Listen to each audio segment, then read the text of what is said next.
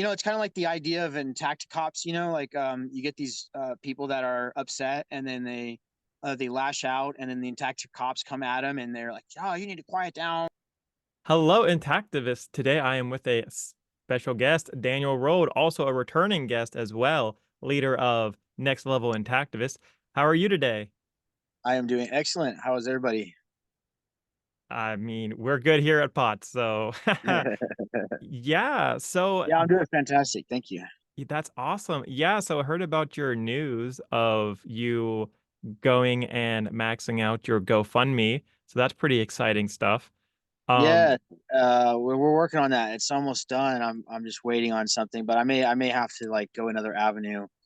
But it's been a long, arduous journey to try to get this thing fully functional. But it shouldn't have been this long. But it will be functional, and I can't wait for it. It's a system called Mautic. Have I mentioned that before? I think. yes, I But think you did. Yes. yeah, it's just an open source email system. It's kind of like Mailchimp. I don't know if you've ever used Mailchimp, but Mailchimp is recently just kind of like lower. They used to have a limit of like 2,500, and you had unlimited emails, and then they moved it down to like 2,000. Now it's at 500, so it's kind of worthless. But at least you can still get some experience. But Mailchimp is a email delivery system, and so is Mautic. Mautic's a free open source. We just had to basically get us two servers. We have to have them communicate between this one system called Postal or whatever we're going to use, and then Mautic, and then we can send unlimited emails. We have unlimited number of people that we could have in our list. We can segment lists. We can create new lists, and we have a 30,000 email list for media and reporters, publishers, and editors.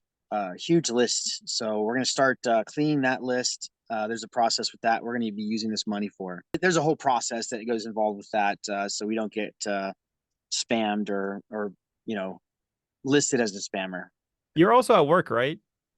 Kind of. Okay, okay. I guess you could say I'm at my intactivist job. So Always yeah, working. I'm at work. I'm getting paid right now, but not very much. Okay, awesome. Now that's dedication to go do intactivism while working at the same time, like your 9 to 5. Yeah. Um, Yeah. Well, I took a hit on the paycheck to do this, but it's okay. I really enjoy it. And I'm actually making a new business real soon. Interestingly, I was a orthopedic rehab therapist. I don't want to get into too much of this, but and then like I got sick of working with adults. I was really good at this, and I wanted to create a program for children. It's an athletic program for children. Anyway, I want to get into that, but it's going to be really awesome. It's going to be about sociological development, psychological development, educating them in how to be confident, to develop sports skills and stuff like that, even critical thinking, logic, and all that kind of stuff. But yeah, it'll be a fascinating program. But right now, I'm working on the midwives and doulas certification program, which is what I'm really most excited about, and that's going to be basically a activist education program for midwives and doulas in particular. We do hope to get CEUs for midwives and doulas, so it'll be free CEUs for them. And we're going to start with evidence-based birth. We're going to try to get some support through other intactivists, educated intactivists. So, like, bring this to Marilyn Milos and doctors opposing circumcision and, other people. But we'll see what happens. There does seem to be a lot of breakage in the intactivist community, as you've talked about in your YouTube channel. But yeah, I'm gonna quit blabbing. Do you have any questions for me? Actually, yeah, so I was wondering if you're keeping up with the intactivist climate, or are you just focused on your own thing right now? well, I mean, pretty much I get my intactivist news from you. Oh, that's good. Uh, I do, follow Bloodstained Man and various stuff, and I do get caught up way too much in TikTok, which I'm trying to get it off of. But yeah, I'm trying to. I've got a lot of stuff developed, and I don't know. I'm still having computer problems, and so I'm trying to figure out what's going on with the computer problem because it's erased some of my notes in this program that I'm developing, and so I don't know. I got to fix that. But other than that, it's that's my main focus is getting that up and running. I think I'm going to just take a break from the media stuff unless I get some high quality volunteers that can start that up again and follow some directions. And but we are going to try to make this a little bit easier for our volunteers by creating a volunteer section on our website. We'll have like videos that kind of describe all the opportunities that they have. Anyways, So it seems like you have a whole lot of things that you want to accomplish. And the media side of things, does that mean that you're going to pull back with promoting the Bloodstained Men and their protests? Or are you still going to be doing that? man, that's a really hard thing to answer, to be honest with you. I mean, I just said that I was going to, but it's really torn because if I do that, then all of the babies that would save, that's a tremendous potential of influence that we have, and we've proven its success in the last protests that the Bloodstained Men has done. The ones that we were not very on target in, and um, we the the media sucked, and if we're getting the low number of 15 media articles published, and when we're not on target, the high number's 4. You got to think, if I don't do it, how many babies are going to be cut? You know what I'm saying? And so that's a hard thing to do, because if I don't get the midwives and doulas program up and running, how many babies can that save? So that's the problem. Is I've always needed high quality volunteers, and maybe I could use this platform for that. Is what I really need is I need someone that's a managerial style person. Okay, that would be one thing. A video editor would be tremendous. A website designer would be fantastic. If I get somewhere in those 3 areas, or people that have skills in that, or even I can even teach web design, the level of design that I need, that would be fantastic. And so if I get any help in that, that would be awesome. But that's a hard thing I've been asking for a while, and it doesn't seem to be a lot of people willing to step up to the plate and say that I do it. And then the people that have been the best at it, they have always been the most broken, and sadly, there's like a shelf life on them. And unfortunately, it's not like I've driven them out or given them too much to do. It's that a lot of them that are so dedicated that they do volunteer and do put their time forth, they are emotionally drained by this and damaged by it in ways that I don't really have control over. Because I think, in my opinion, like, if you're stuck on social media and that's your trend, is to debate with cutters on social media, and it's fantastic that we do have people doing that. I'm not saying that we shouldn't, but if that's all you're doing, you're gonna. I mean, it's mind. It'll. I don't know, man. It'll take your mind into places that it's traumatic. It's re-experiencing trauma, and it's very. I think it is traumatic, and I think it does put a shelf life on a lot of intactivists I see, and it's really sad. Okay, interesting. So I've heard from other people that say that, oh, NLI is kind of harsh. It's very like pushy. A lot of people just come to me and they say, oh, Daniel, he means well, but he's just very bossy. And I was wondering if you had anything to say to those people. I mean, I'm not bossing you around when you're on your phone making a dial. You know what I mean? It's like, I mean, I don't know. It's like, I think we should have people in a movement that are one track mind. You know what I mean? That don't let the fluff and the, somebody's personality, or I'm not hard to work with. I mean, I'm very open minded. If someone has a problem with me, they can bring it to me. I do have my opinions, and for instance, I've had people that have consistently questioned the email and the level of information in the phone calls. And I have repeatedly said that this is a very targeted audience. And so that's about the most thing that I think I've resisted from people. And I think that the results have proven that I was correct. The articles, improvements in the articles, have proven that this email, the level of it, the energy of it was correct. As far as people complaining about me personally, I have had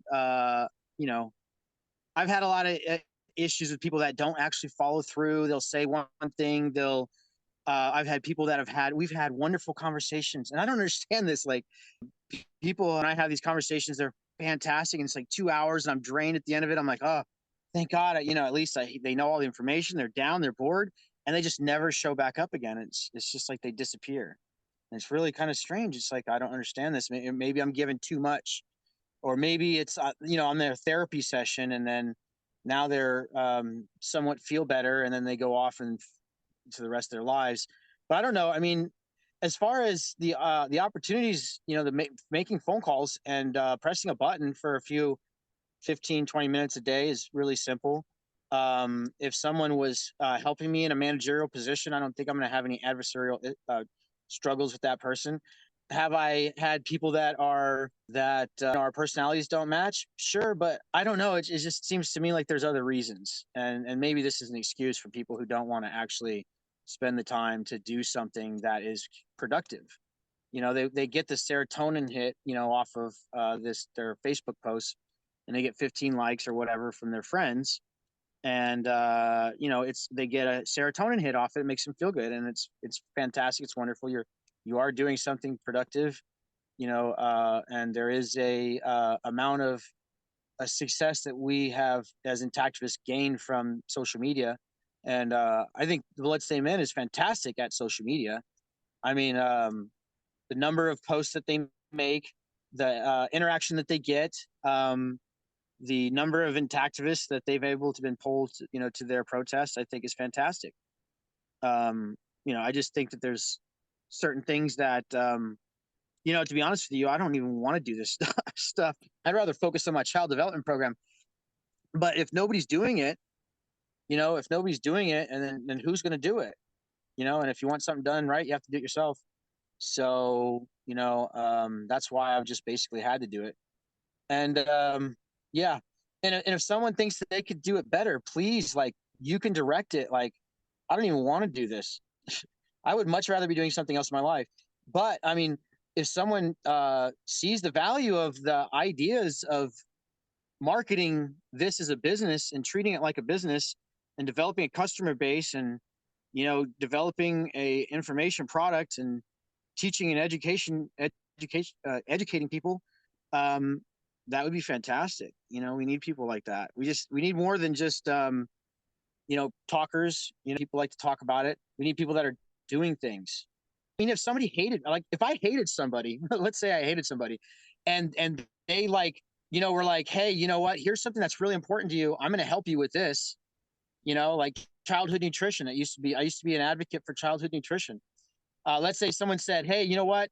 I'm a head and I'm an asshole. We're not going to get along, but excuse me, I should maybe say that on camera. But anyways, you know what I'm saying? They're come adversarial at you, but they're like offering to help these children.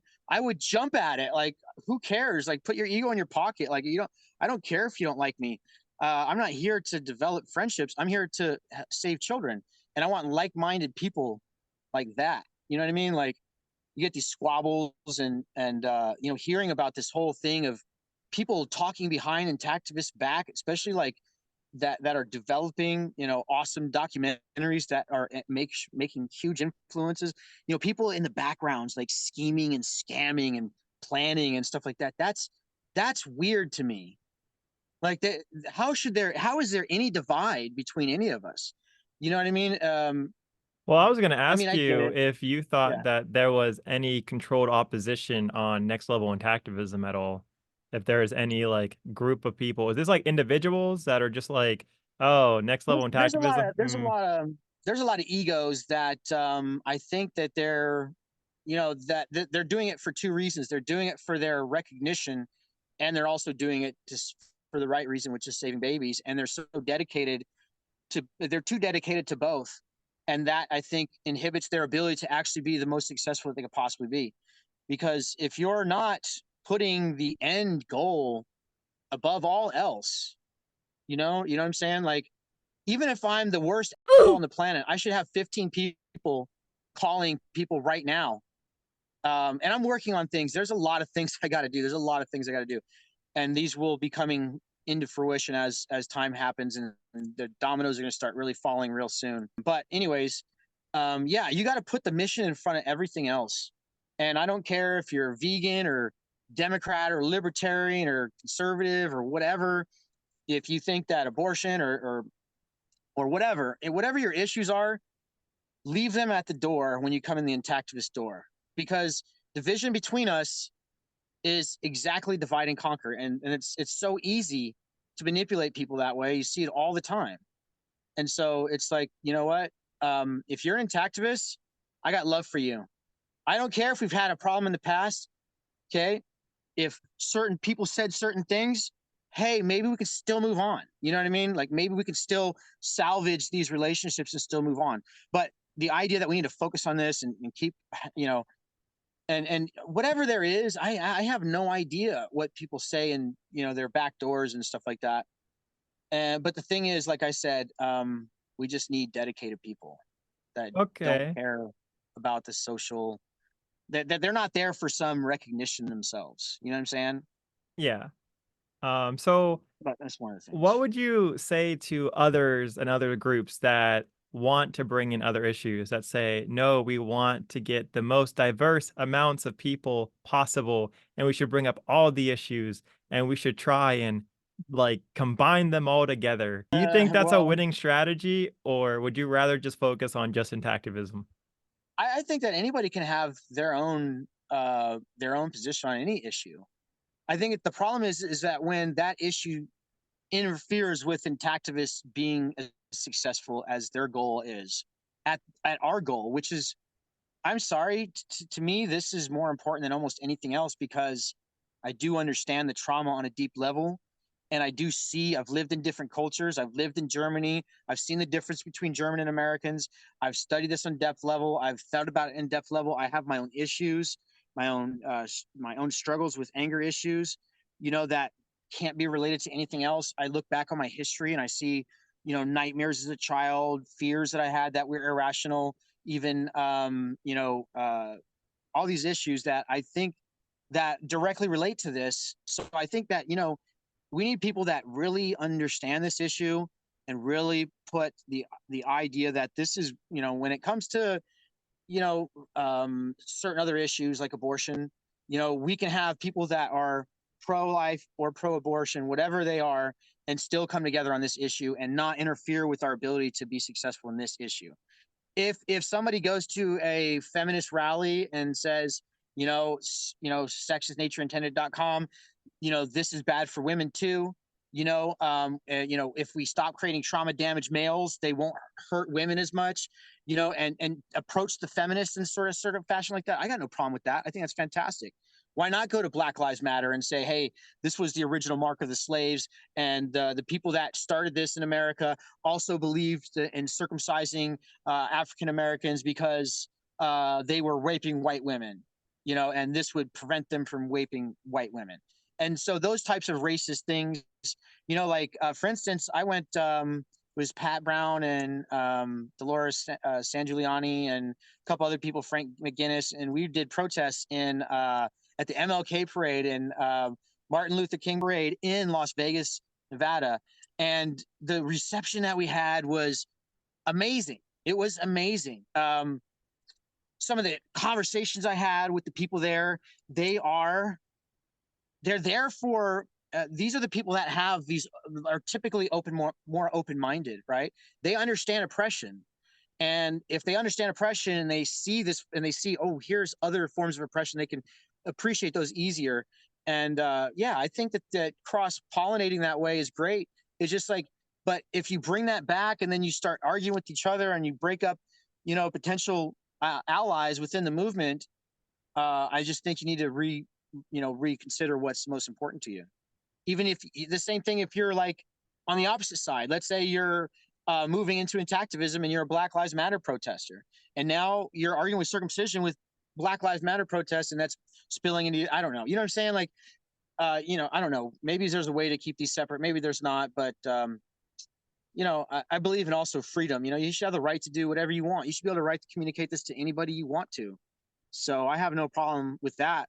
I just have the problem with people not actually focusing on or harming this movement in any way, like in any fashion, letting their ego get in front of their ability to reach the most people possible. You know, letting infighting get in the way. You know, I don't know, just anything like that. I think we should all be working together as much as possible. We need unity. I had this professor. His name is Dr. Balboni, Southern College of Nevada. He was one of the best instructors I've ever had in my entire life as a political science instructor. And one of the things he said is politics is about organizing together in groups and using the power of the group to get what you want out of the pie that is politics. And that's how you get influence. And so when you have unity, you're going to be much more successful, and so I think that intactivism needs to, have unity. We need to come together. We need to stop infighting. I don't know why. I mean, I've watched some of your videos, a lot of your videos, and I've seen, you're really good with your interviews. You're actually do your research. You're saying important things that a lot of people don't want to say, and I think that's important that we have a constant critical questioning of our motives, of what we're doing, of our abilities, of our success. Because if you can't look at yourself and say, well, you know what, these 4 years I spent, bitching at cutters on social media, following every link that I can into like complaining and typing away at these people and da, da, da, da, da. But I've had very little influence on actually changing the culture itself. Being able to admit that is very important, because you don't know how longer, no matter how long you've been going down the wrong road, you got to turn back, because if you want success, you have to analyze your success. And that was one of the things in my business that allowed me to become successful, was that I realized that, I was trying to be the jack of all trades. I wanted to be the best. I could work with anybody. Oh, you want to lose 20 pounds? I can help you. You want to, fix your back? I can help you. You want to, eat right? I can help you. And then when I stopped doing all that, and I started saying to people, I started talking to the people I was really focused on, which was recovering from injuries and athletic performance, and I speak directly to those people, my target audience, I was able to become successful. And so, that's the problem with this intactivism is we are a widely diverse group of people. We have, in our minds, been able to overcome one of the most successful, prolific, and just astounding brainwashing of human history. Of extreme levels, where we have the foundation of three of the most major religions in the world were founded off of genital mutilation religions. And you know what I mean? It's just, I don't know, if you're able to resist that, and you're able to see that, and you become an intactivist, that's really impressive. But you're probably a miscreant. You're probably not the type that worries so much about fitting in. You probably have your own mind about numerous subjects. You're probably an individualist. You probably don't give a shit what people think about you.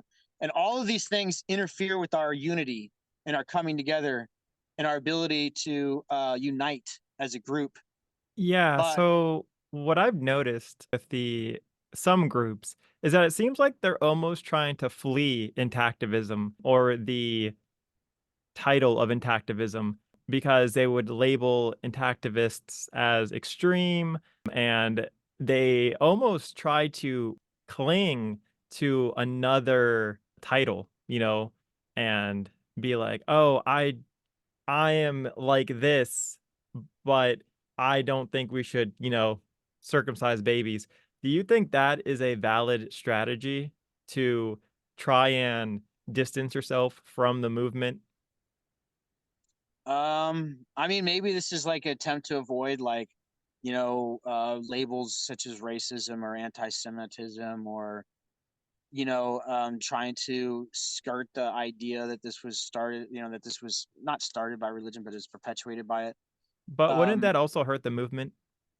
yeah, I think so. I would think anybody that has any squalms about like fully admitting, and because it's kind of like the idea of intact cops. Like you get these people that are upset, and then they lash out, and then the intact cops come at them, and they're like, "Oh, you need to quiet down. Get more with honey than you will with vinegar. Flies with honey, whatever it is." But my theory on this is, it's kind of like what we're trying to do is we're trying to alert people to danger. And it's kind of like the meerkats. When the meerkat screams, that everybody hears it. They jump in their hole. All the meerkats jump in their hole, and they survive the cougar attack. And so I think we need people that have an alarmist standpoint, because this is an alarmist issue.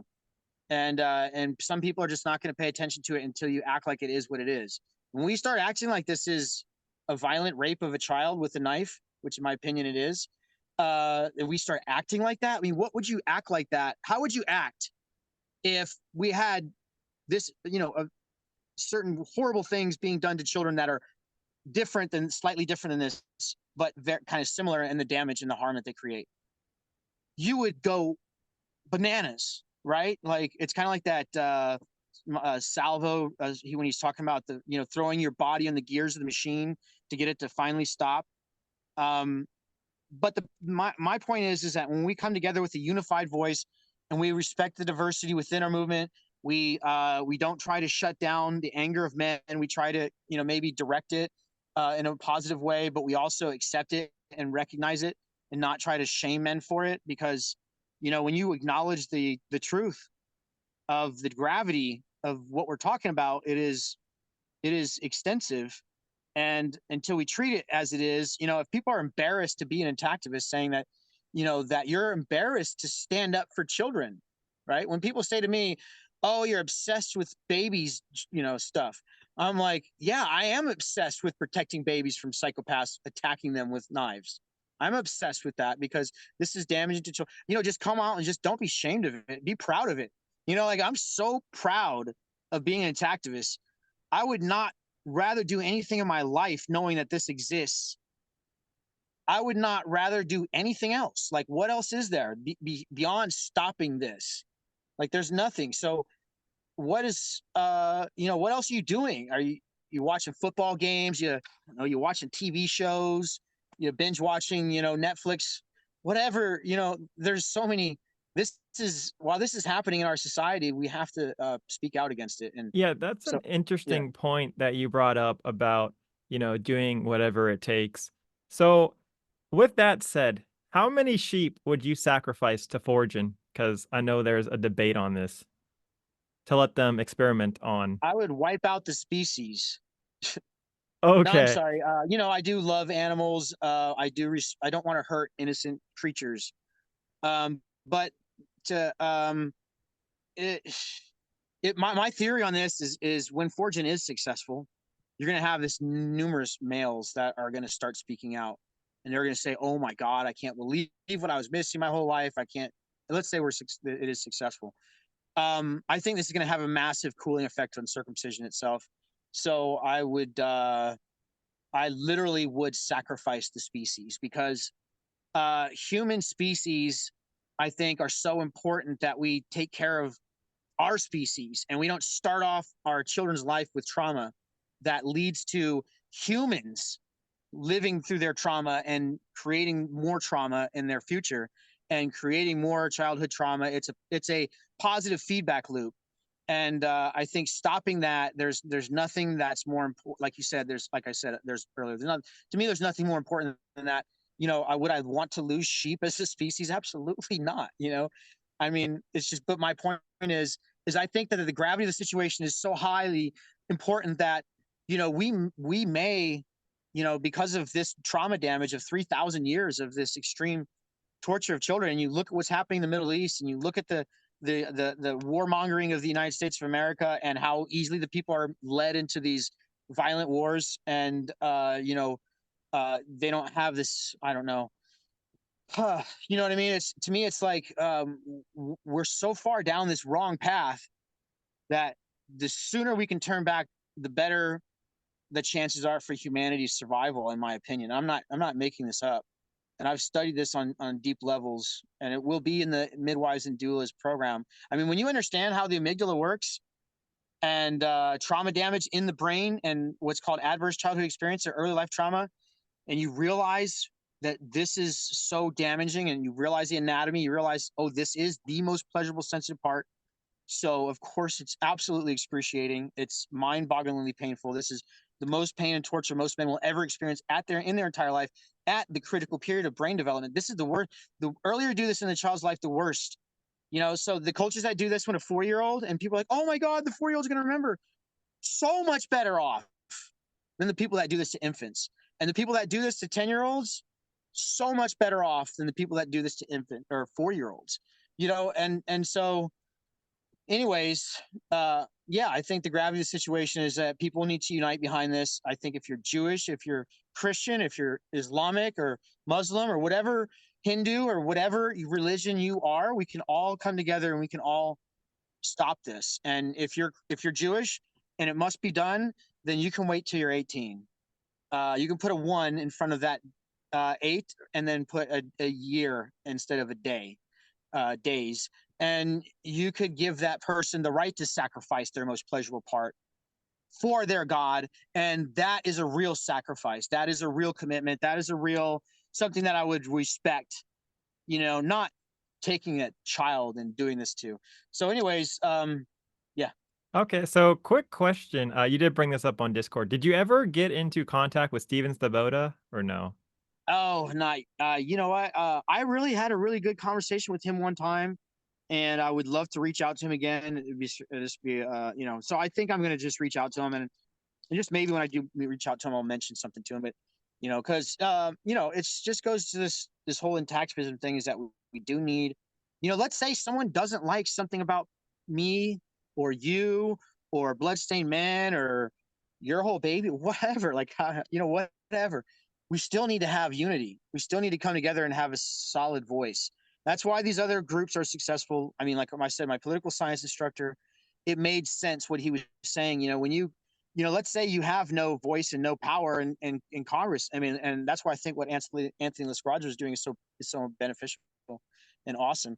But if you don't have an organization that's coming together and voicing your opinions, there's very little that's going to happen. And that's why I think is the media, getting the media to cover is to show that there is a voice. Once people know that, hey, there's a protest, a traveling protest for this, I think that people will then start to, it's planting seeds, and it is really working with almost like a hive mind mentality and a brainwashing culture is what it is. So All right. Well, awesome. Thank you, Daniel. I appreciate the time. We are running out, as you can see with the clock up there. yeah, we can talk about more of the midwives and doulas program. I think that'd be fantastic. And then also would like to talk about volunteers, what systems, and explain these systems so that people can understand what, like, how easy it is to do some of these opportunities that we have, and very low time commitment, very very easy to do, and with high value, super high value. Okay, what would be the number of people you would need to keep up the media campaign? I mean, it would be nice if I had 15, but I have, like some people that are, once we start going, that I can pull them in from reserves. So I have like 4 or 5 people like that. But if I had 10 or 15, it would be easier, a lot easier. And then some of these people are, they've got other things going on in their lives and they're falling off. I've got students that they start classes soon. And so there's all those types of things that are going on. But yeah, I mean, if I had 10 solid volunteers, we could do a tremendous program. And we have been making things easier, in the process of doing this. We've gotten a lot better at doing it. So, and we're rewriting scripts. It's going to be really awesome scripts that I think that are going to be fascinating. So I'll be sharing that with you guys soon. I'm actually writing that. I've been writing that the last few days, and that's going to be coming up almost in probably another day or so. So. All right, that was Daniel Roll from Next Level Intactivism of a multi-part series. Part 2 and 3 should be coming out. Subscribe and not to miss it. Also, links are down in the description if you want to follow him and also learn more about POTS. Thank you for watching. Bye.